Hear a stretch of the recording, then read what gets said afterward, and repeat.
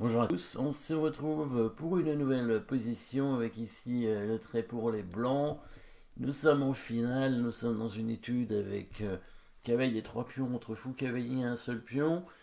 Évidemment les noirs ont une pièce d'avance, mais en finale on sait que les pions sont très importants, bien entendu, essentiels même. Et puisque c'est la seule façon de gagner, hein, c'est d'amener un pion à dame évidemment. Bon, on pourrait dire un pion à promotion, puisqu'on est dans une étude, évidemment. On sait que ça va pas forcément être un cas qui va être trouvé en partie, mais c'est toujours intéressant, c'est toujours assez passionnant comme genre de situation, même si ça n'arrive pas en partie. On ne sait jamais. Alors, de toute façon, le but du jeu, c'est la même que d'habitude, c'est donc de mater l'adversaire, donc de gagner, bien entendu.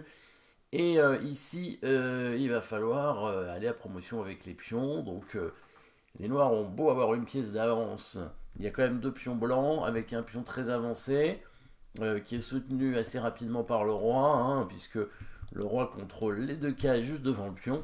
D'ailleurs, le pion va l'avancer. Hein, je ne vois pas très bien pourquoi on ne l'avancerait pas, puisque on menace tout simplement de faire dame. Et les noirs ne peuvent pas empêcher ce pion d'avancer d'une case vers le haut, donc de faire dame, évidemment. Donc on peut se dire, bah, c'est fini, ça y est, mais non. Parce que la difficulté dans les études, c'est pas de trouver les bons coups, de... Pardon. C'est pas de trouver les bons coups pour les blancs, hein, sachant que les blancs gagnent toujours, hein. C'est toujours les blancs qui ont le trait et qui doivent chercher à gagner. Alors, c'est pas vrai, il y a des positions où c'est aux noirs de jouer, mais c'est quand même les blancs qui gagnent. Bon, on ne comprend pas toujours la raison, mais en fait, c'est parce que il n'y avait pas vraiment de coups pour les blancs qui auraient permis d'arriver à cette position, donc il fallait mettre la position très au noir. Mais bon, ça c'est autre chose. Ici, c'est bien très au blanc, à moins que si le pion est là, ben, on va dire que c'est très au noir, il faut trouver la défense. Mais la défense ne suffira pas pour faire nul, puisque les blancs gagnent quand même. En tout cas, on ne peut pas empêcher les pions d'aller à la dame, donc on va trouver une bonne solution pour essayer d'éviter ça. Et on peut pas clouer le pion, parce que le fou n'arrive pas... il est bloqué par le cavalier hein, sur la diagonale. S'il vient ici, il est bloqué. Le cavalier peut pas contrôler la case de promotion. Le pion en G4 est trop loin de faire là. Donc qu'est-ce qu'on va faire? Eh ben oui, vous avez peut-être trouvé la défense. C'est pas évident, hein, faut chercher. Eh ben il faut amener le cavalier en deux coups, parce qu'il peut pas y aller en un coup, pour faire échec. Pas n'importe où, un échec où le cavalier sera pas en prise, bien sûr, donc c'est pas en F7, mais en G6. Et pour passer par G6, on ne va pas passer par la case 5, mais bien par la case H4, évidemment. Voilà, et l'intérêt de ça, c'est que si jamais on fait dame ici, hein, et ben, le cavalier vient en G6 et le roi est bloqué, donc la dame serait obligée de prendre. Et bon, la partie continue, mais les blancs ne gagnent pas, c'est sûr. Donc on fait pas dame, et oui. Donc qu'est-ce qu'on fait? Eh ben on empêche le cavalier d'aller ici en G6, évidemment. Vous avez trouvé le coup. Bah, ce qui est bien dans les études, c'est que ce sont des coups forcés, presque toujours. Hein. Il y a des introductions qui sont très importantes, avec des coups forcés. Donc évidemment, pour empêcher ce coup de cavalier, on va avancer l'autre pion, hein, cette fois, d'une case vers le haut. Alors on pourrait, si on était malin, on pourrait se dire, tiens, si je fais promotion cavalier, il peut pas faire échec. C'est vrai, mais promotion cavalier et serait pas suffisant ici. Hein. Le roi va bouger, il a le choix a priori. Hein. Bon, on a récupéré la pièce qu'on avait en moins, mais on va pas gagner pour autant parce que là, le pion qu'on a en plus, bon, déjà celui-là, il est proche d'être perdu. Il y a quand même un pion passé chez les noirs qui est dangereux, et ce pion-là, il est bloqué par le roi et le cavalier. Donc, mais c'est une idée intéressante. Bon, alors le bon coup, c'est bien le pion qui avance ici pour empêcher qu'il ait de venir là. Du coup, bah, les noirs sont dans le même problème que tout à l'heure. Comment faire pour empêcher le pion d'avancer à dame, évidemment. Donc là, il n'y a plus l'échec en G6. Par contre, les noirs vont faire un échec ailleurs. Vous avez peut-être trouvé le bon coup cette fois. Bon coup qui pouvait être joué d'ailleurs au coup précédent. Hein. C'était peut-être une interversion de coup, je ne sais pas trop. Donc vous avez trouvé peut-être le bon coup. Oui, c'est le fou qui va arriver sur la diagonale. Le fou qui va prendre ce pion obligatoirement.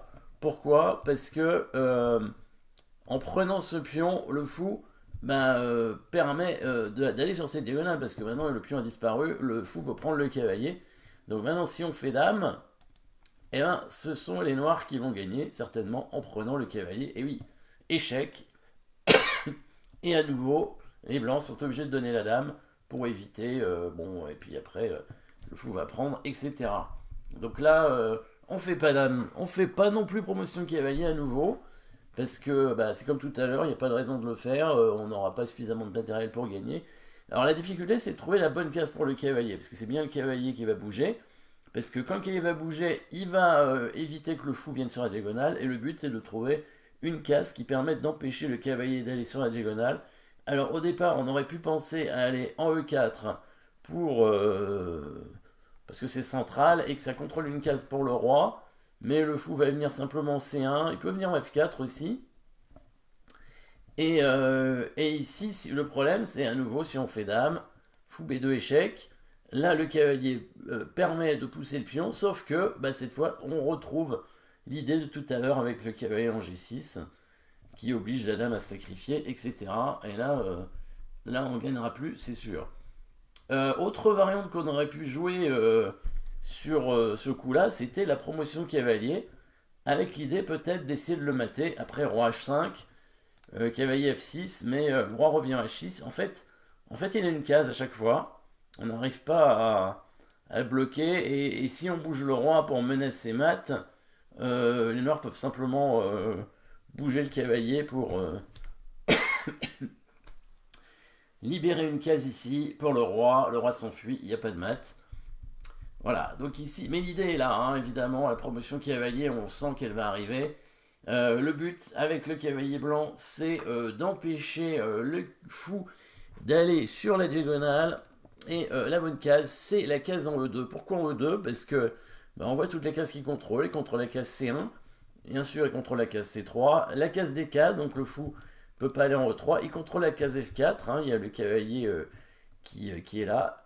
Donc si les noirs veulent empêcher le pion d'aller à dame, eh ben, ils sont obligés, il n'y a pas le choix, de mettre leur fou en G5, hein, ce qui obstrue évidemment une case au roi, hein, vous avez vu l'idée. Sinon, quoi qu'il arrive, le pion fait dame, ou alors on prend le fou, évidemment. Hein. S'il vient en C1, bien sûr, on prend le fou, et on fera dame au coup suivant. S'il vient en E3, bah, là on peut faire dame, parce que s'il fait échec ici, on prend son fou. Voilà, il reste plus que fou G5. Et là, on fait pas dame, bien sûr, mais bien entendu, on a bien compris la fameuse promotion cavalier.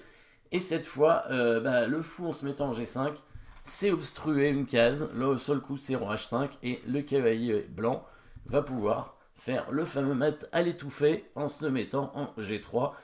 On s'attendait à une manœuvre de ce style, mais c'était bon, c'était pas évident de trouver les bons coups.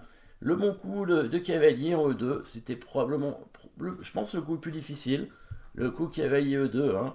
Le reste était trouvable, mais le coup cavalier E2, sorte de coup invisible, hein, puisque c'est un coup d'attaque en reculant, malgré tout. Donc ce coup est assez joli, qu'on retrouve dans des combinaisons difficiles, bien entendu, mais dans des combinaisons, ça peut arriver.